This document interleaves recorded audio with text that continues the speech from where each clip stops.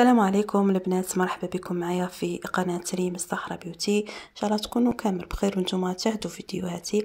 ماسك اليوم ماسك على عرق السوس، كما تعرفوا انه داير ضجه في مواقع التواصل الاجتماعي، وانا عن تجربه شخصيه درت لكم وصفتين ودرت لكم صابونيه عرق السوس ممتازه في تبييض الجسم.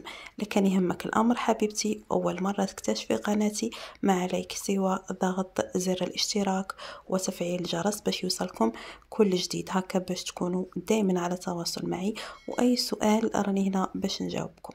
اذا معكم ريم الصحراء بيوتي، نبدأ على بركه الله. ماسك اليوم جد بسيط وسهل، فيه 3 مكونات. المكون الرئيسي هو عرق سوس، ثاني مكون نشا او مايزينا، وثالث مكون هو ياغورت. على العلم أنه هذا الماسك مناسب لجميع أنواع البشرة، سواء دهنية جافة ومختلطة. البنات هنايا اول مكون عندي هو عرق سوس. عرق سوس البنات جد مفيد للوجه، لتبييض الوجه والجسم، اعطائه نضاره وصفاء، جد ممتاز البنات.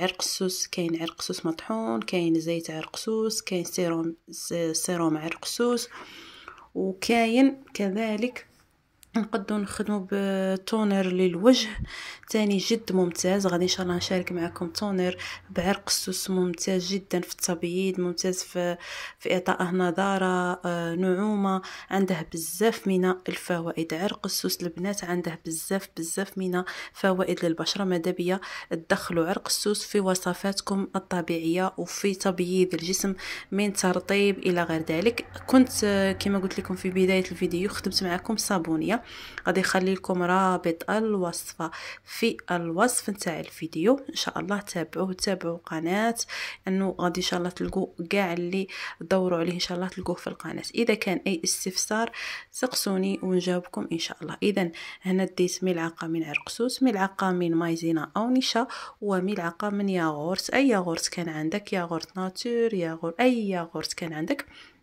البنات هنا فقط المزيج كان شويه ثقيل، زدته قليل من الحليب باش نحصل على داك السائل. البنات اذا ما كاش عندك ياغورت تقدري تضيفي الحليب ثاني، الحليب يلعب نفس دور الياغورت فقط.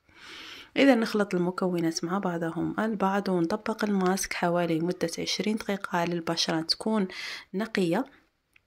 بعد ما نطبق الماسك 20 دقيقة نغسل الوجه بماء يكون ما هو بارد ما هو دافي، يعني فاتر، ومن بعد نقوم بترطيب الوجه. ترطيب الوجه بنات اي مرطب تكوني تستعمليه يناسب البشره نتاعك. اي مرطب البنات عندكم في المنزل تقدري تخدمي، لان البنات البشره تنقسم الى بشره دهنيه، بشره مختلطه، وبشره الجافه.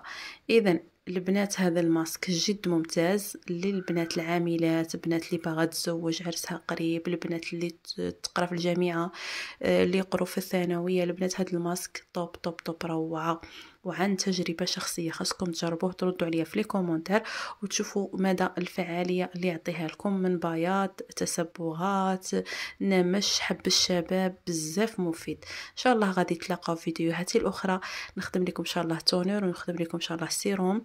فقط تكونوا في متابعه القناه وما تنسوش اللايك والاشتراك، ومع السلامه. نتلاقى معكم في فيديوهات اخرى ان شاء الله.